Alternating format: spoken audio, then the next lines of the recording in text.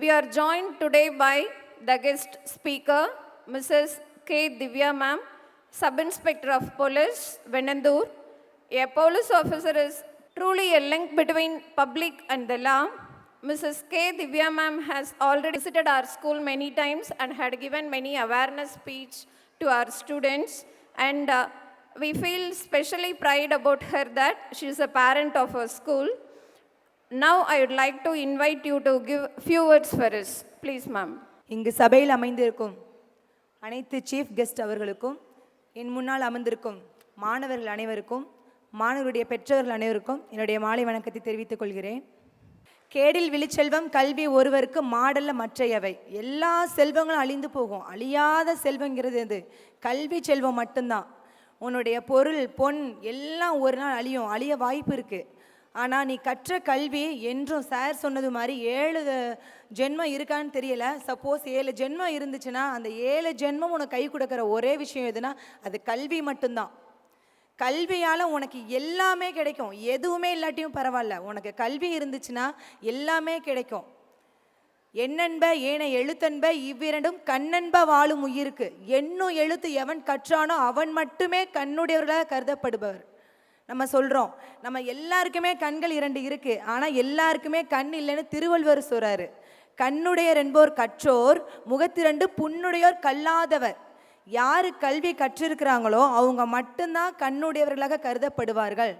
மற்ற எல்லாருக்குமே கண்கள் இருக்கிற இடத்துல 2 புண்கள் இருக்குன்னு நான் சொல்ல திருவள்ளுவர் சொல்லியிருக்காரு.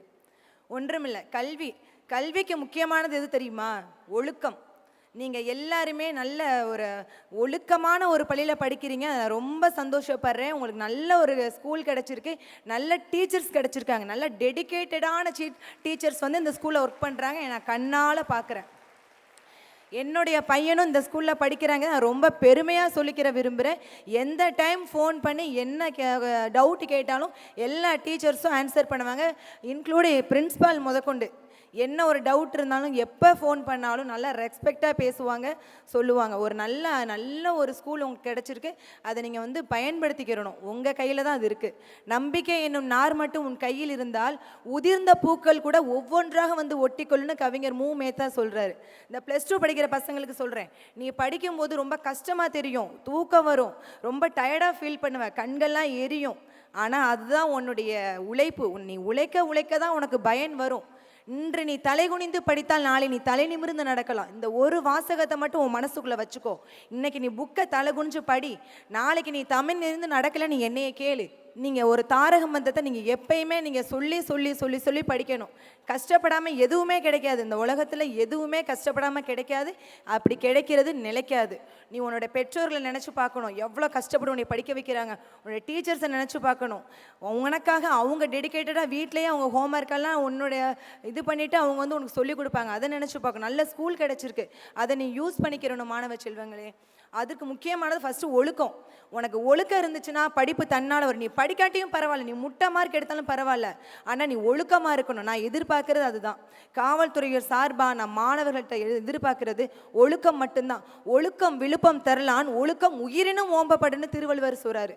உன்னையோட ஒழுக்கம் வந்து சிறந்த ஒரு ஒழுக்கமாக இருக்கணும். நீ கல்வி இல்லாட்டி கூட நீ ஒழுக்கம் இருந்துச்சுன்னா உனக்கு வர வேண்டிய கல்வி தன்னால் வரும். அதனால நீங்கள் ரொம்ப ஒழுக்கமுள்ள ஸ்டூடெண்ட்டாக இருக்கணும். நீங்கள் கான்ஃபிடெண்ட்டாக இருக்கணும், தன்னம்பிக்கையாக இருக்கணும். உன்னால் முடியாது என்று ஊரே சொல்லும், நம்பாதே. அந்த இதை நீங்கள் மனசில் வச்சுக்கிறீங்க. கண்டிப்பாக நாளை என்று எதையும் நீ தள்ளி போடாத. இன்றைக்கே முடி, உன்னுடைய ஹோம்ஒர்க்கை இன்றைக்கே முடி. தெரியலையா டீச்சர்ஸை கேளு, கண்டிப்பாக சொல்லி தருவாங்க. பயத்தை முதல்ல விடு, எதுவாக இருந்தாலும் தயக்கத்தை விடு, முன்னேறு. நீ வந்து முயற்சி பண்ணு. தோற்று போறியா பரவாயில்ல, நீ முயற்சி பண்ணி தோற்று போனாலும் பரவாயில்ல. ஆனால் நான் இதில் கலந்துக்கிட்டால் தோற்று போயிடுவேன்னு சொல்லி தயவு செய்து முயற்சி பண்ணாமல் இருக்காத. உன்னால் முடியும். என்னால் முடியும்னா உன்னால் முடியும். உங்களை மாதிரி இந்த இடத்துல இருந்து ஸ்டூடெண்ட்டாக இருந்து படித்து வந்தவ தான் நான். அப்போ என்னால் முடியும் போது யாரால் முடியும்?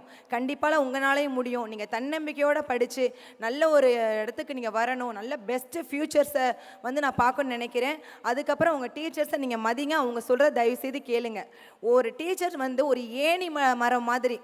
ஏணியில் எப்படி எத்தனை பேர் ஏறி போனாலும் அந்த ஏணி வந்து மேலே தான் ஏற்றி விடும்.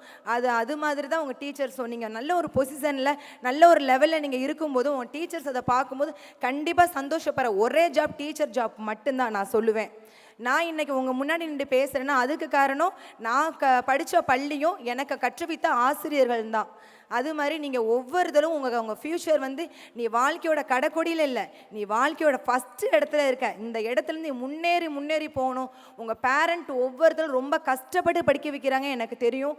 அந்த கஷ்டத்தை நீ நினச்சி பார்த்து உன்னுடைய உழைப்பை நீ படிப்பில் மட்டும் உங்கள் கவனத்தை செலுத்து, மற்றதெல்லாம் இறைவன் பார்த்துக்குவான்.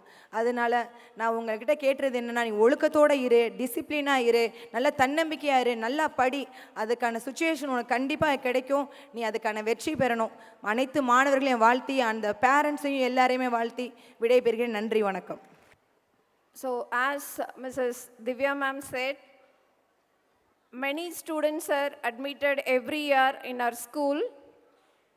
The one main reason behind that is discipline in Sri Vidya Mandir Metric Higher Secondary School, Nachipatti. So இதை நாங்களே சொல்லிக்க கூடாது, பட் நிறைய பேரண்ட்ஸோட admissionsக்கு one of the reason discipline in our school. And as ma'am said, நீங்கள் சொன்ன மாதிரி தான் மேம், எங்கள் 10, 11, 12 ஸ்டூடெண்ட்ஸ் இங்கே முன்னாடி உட்கார வச்சுருக்கோம். நாங்கள்லாம் கிளாஸில் அட்வைஸ் பண்ணால் அவங்களுக்கு அது போரிங்காக இருக்குது, கோவம் வருது. So as they are nearing the public exam, I hope that definitely your advice will be a great motivation to our students. Thank you ma'am. Thank you for your inspiring speech for our students. And today we are privileged to have with us a person who stands of the hem of the vital infrastructure, and he is Mr. Soundararajan sir, a retired executive engineer, Rasipuram. I would like to invite Mr. Soundararajan sir to give his words for us. Please sir. இவ்வினிய மாலை வேளையிலே ஒரு ரம்மியமான சூழ்நிலையில் கம்பீரமாக எழுந்தளிக்கும் நாச்சிப்பட்டி வித்யா மந்திர் மேல்நிலைப்பள்ளி matriculation school நிறுவன தலைவர் என் பாசத்திற்குரிய எம்ஆர்எஸ் சதாசிவம் அவர்களே மற்றும் இவ்விழாவில் சிறப்புரை ஆற்ற இருக்கும் சிறப்பு விருந்தினர்களே மற்றும் இந்த விழாவில் பங்கெடுத்து கொண்டிருக்கும் குழந்தைகளே, பெற்றோர்களே மற்றும் பொதுமக்களே, உங்கள் அனைவருக்கும் என் மாலை வணக்கத்தை தெரிவித்துக் கொள்கின்றேன். இவ்வித்யா மந்திர் பள்ளி ஆரம்ப காலத்திலிருந்து தொடர்ந்து படிப்படியாக முன்னேறி இன்று ஒரு மிக சிறந்த பள்ளியாக அவர்கள் சொன்னார்கள். இந்த மாவட்டத்தில் மட்டுமல்ல, மாநிலத்திலேயே சிறந்து விளங்கும் பள்ளிகள் ஒன்றாக விளங்கிக் கொண்டிருக்கிறது என்றதை நான் பலமுறை கேள்விப்பட்டிருக்கின்றேன். காரணம், இப்பள்ளி அனைத்து துறையிலும் படிப்பிலும் மதிப்பெண்களில் மட்டுமல்லாமல் விளையாட்டுத் துறையாக இருந்தாலும் சரி, வினாவிடாய் துறையில் சமீபத்தில் காலைக்கதிர் பத்திரிகையில் நடத்திய வினாவிடியில் பட்டம் என்ற ஒரு நிகழ்ச்சியில் இப்பள்ளி முதலிடத்தை பெற்றதை அனைவரும் அறிந்த ஒரு பெருமைக்குரிய விஷயமாக இதுபோல் பல துறைகளிலும் சிறந்து வங்கிக் கொண்டு இருக்கின்றது. ஐயா நமது ராஜவேல் சார் சொன்ன மாதிரி, நார்மலாக பொதுவாக நகரத்தில் இருக்கும் பள்ளிகள் தான் சிறந்தோங்கும், அனைத்து துறைகளிலும் சிறந்து பேரும் புகழும் பெறும். ஆனால் ஒரு கிராமிய சூழ்நிலையில் நாங்களும் சளைத்தவர்கள் என்று மென்மேலும் அதை மேம்படுத்தி கொண்டு அதில் மிகவும் ஈடுபாட்டோடு தரமான கல்வியை அளிக்க வேண்டும் என்ற நல்ல நோக்கத்தோடும், அனைவரும் இதில் பயன்பெற வேண்டும் என்ற உயரிய நோக்கத்தோடும் ஒவ்வொரு மாணவ கண்மணிகளையும் குழந்தைகளையும் இதில் ஈடுபடுத்தி அவர்களுக்கு ஒரு நல்ல வழியை காட்டி சிறந்த மாணவர்களை உருவாக்கி கொண்டிருக்கிறார்கள். அதற்கு முக்கிய காரணம் என்னுடைய சகோதரர் எம்ஆர்எஸ் அவர்களின் உழைப்பு தான். உழைப்பு. ஒவ்வொரு முறையும் இந்த பள்ளியை எந்த ஒரு மேலோங்க செய்ய வேண்டும் என்பதை மிகுந்த ஈடுபாட்டுடன் சிறந்த ஆசிரியர்களை கொண்டு அவர்கள் மூலம் நல்ல ஒரு தரமான கல்வியை அளிக்க வேண்டிய நல்நோக்கத்தோடு அயராது உழைத்து கொண்டிருக்கின்றாள். அதே போல் பெரும்பாலும் ஒரு நிறுவனத்தின் குழந்தைகள் அல்லது மகனோ மகளோ தன் பிள்ளை படித்து நல்ல பணியில் அமர்த்தி சிறப்புற வேண்டும் என்றுதான் பெரும்பாலும் முதலில் எண்ணுவார்கள். ஆனால் இப்பள்ளியின் தலைவர் செக்ரட்டரி எனது அருமை மைந்தன் சந்தோஷ் அவர்கள் தன் தந்தைக்கு உதவியாக நானும் உங்களுடன் கைகோர்த்து நிற்கிறேன் என்று ஈடுபாட்டோடு இறங்கி, அதாவது பெரும்பாலும் ஒரு நிர்வாகத்தில்தான் பெரும்பாலும் நிறுவன குழந்தைகள் ஈடுபடுவார்கள், பார்த்து கொள்வார்கள். ஆனால் இவர் அதில் வித்தியாசம். நான் நிர்வாகத்தில் மட்டுமல்ல, இந்த பள்ளி மாணவருக்கு ஒரு நல்ல கல்வியை போதிப்பேன் என்று டீச்சிங் ஃபேக்கல்ட்டியோடும் சேர்ந்து அவர்களோடு தோள் நின்று குழந்தைகளை மேம்படுத்தி அவர்களுக்கு ஒரு நல்ல தரமான கல்வியை முன்னின்று கற்பித்து கொண்டிருக்கின்றார். அதுவும் அவர் ஒரு இன்ஜினியரிங் ஸ்டூடெண்ட். பொதுவாக இன்ஜினியரிங் ஸ்டூடெண்ட் சயின்ஸோ அல்லது மேத்மேட்டிக்ஸ் போன்ற பாடங்களைத்தான் கற்பிப்பார்கள். ஆனால் இவர் சற்று வித்தியாசமானவர். ஆரம்பத்தில் இவர் கிளாஸ் எடுக்கும்போது, கண்ணா என்ன பாடம் எடுக்கிறாய் என்று கேட்டேன். ஹிஸ்ட்ரி அண்டு ஜியாகிரபி போன்ற பாடங்களை தற்பொழுது நடத்தி கொண்டு எனக்கு சற்று வித்தியாசமாக இருந்தது. இன்னொரு இன்ஜினியரிங் ஸ்டூடெண்ட் ஹிஸ்ட்ரி ஜியாகிரபி போன்ற பாடங்களை நடத்தி கொண்டுகிறாரே என்றேன். தனக்கு எந்த துறையில் ஆர்வம் இருக்கிறதோ அந்த துறையில் காலூன்றி சிறப்பாக கற்பித்தால் பின்னால் வரலாறு படைக்கலாம் என்ற நல்ல எண்ணத்தோடு முதலில் வரலாற்று பாடத்தை ஆரம்பித்து படிப்படியாக முன்னேறி தற்பொழுது இந்த பள்ளியில் +1 +2 வந்த பிறகு தற்பொழுது அவர் சம்மந்தப்பட்ட படித்த கம்ப்யூட்டர் சயின்ஸ் போன்ற பாடங்களை அவர் இப்பொழுது நடத்தி கொண்டிருக்கின்றார் என்று அறிகிறேன். ஆகவே தானும் உழைக்க வேண்டும், தானும் இந்த குழந்தைகளை மேம்படுத்த வேண்டும் என்று உயரிய நோக்கோடு உங்களில் அருமையாக திகழ்ந்து கொண்டிருக்கும் எனது அருமை செல்வன் சந்தோஷ் அவர்களை கரவொலி எழுப்பி நீங்கள் எல்லாம் அவரை பாராட்ட வேண்டுகிறேன். அந்த அளவுக்கு ஒரு ஈடுபாட்டோடும் உயர்ந்த லட்சியத்தோடும் பணியாற்றி கொண்டிருக்கின்றார். இரவு பாராது எந்த நேரத்திலும் சிறப்பு வகுப்புகள் எடுத்து நேரடியாக அவர்களை தொடர்பு கொண்டு அவர்களுக்கு ஒரு பக்கபலமாக இருக்கின்றார். அதற்கு தகுந்தாற்போல் இப்பள்ளியின் ஆசிரியர் பெருமக்களும் அவருக்கு உறுதுணையாகவும் மேலோங்கி அவருடன் பணியாற்றி கொண்டிருக்கின்றார்கள். ஆகவே ஆசிரியர் பணி என்பது மெச்சத்தக்க பணி. அந்த பணியை ஈடுபாட்டுடன் பணியாற்றினால் எந்த துறையிலும் நம்மளை நம்பி வந்தவர்கள் சிறப்பாக இருப்பார்கள் என்ற லட்சிய நோக்கத்தோடு இன்று இப்பள்ளி சிறந்து விளங்குகிறது. அதற்கு தகுந்தபோல் நீங்களும் இன்றைய தினம் அவருடைய வழிகாட்டுதலின்படி இப்பள்ளிக்கு பேரும் புகழும் பெற்றுத்தர வேண்டும். ஒரு பள்ளியில் ஆண்டு விழா என்று தான் நாம் இதுவரை கேள்விப்பட்டிருப்போம். ஆனால் இது கல்ச்சரல் ஃபெஸ்டிவல் என்று போட்டிருக்கிறார்கள். பொதுவாக நம்ம குழந்தைகளுக்கு ஃபெஸ்டிவல் என்றாவே ஒரு ஜாலி தான். ஆகா, ஃபெஸ்டிவல் கலந்துண்டால் நாம் மகிழ்ச்சியாக இருக்கலாம். பாடங்களை ஹோம்ஒர்க்கு அட்டன் பண்ண வேண்டியதில்லை. யாரும் நாளைக்கு நம்மளை கேள்வி கேட்கவில்லை. சில வாரங்கள் ஒரு வாரமோ நம்மளை வேறு துறைகளில் ஆர்வம் இருந்தால் அதை நாமளும் கலந்து கொண்டு மகிழ்ச்சியோடு ஆடி பாடி கொண்டாடலாம் என்ற மகிழ்ச்சி உள்ளத்தோடு இன்று இருக்கிறீர்கள். அதுவே நீண்ட நேரம் எனது பேச்சை தொடராமல் எல்லோரும் நன்றாக படித்து மேலும் மேலும் வாழ்க்கையில் ஒரு உயர்ந்த லட்சியத்தை அடைய வேண்டும். ரெண்டாவது, நான் தமிழ்நாடு மின்சார வாரியத்தில் செயற்பொறியாக இருந்து ஓய்வு பெற்றேன். நான் மட்டும் இன்று கலந்து கொள்ளாமல் என் துறை சார்ந்த அலுவலர்களையும் அழைத்து பெருமைப்படுத்தியதற்கு நன்றி.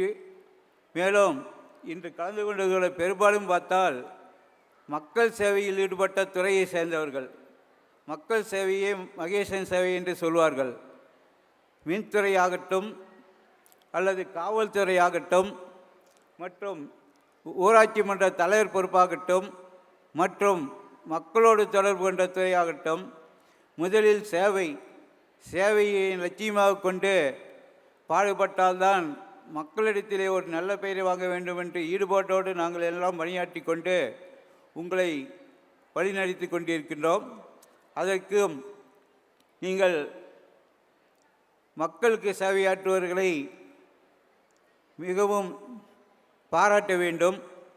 அதற்காக அவர்களுக்கு நான் முதலில் நன்றி கொள்கின்றேன். மறுபடியும் வெல்கம் அட்ரஸில் வேல்யூபிள் ஸ்பீச் என்று கூறினார்கள். வேல்யூபிள் ஸ்பீச் இன்று இரண்டே சொல்லலாம் என்று இருக்கின்றேன்.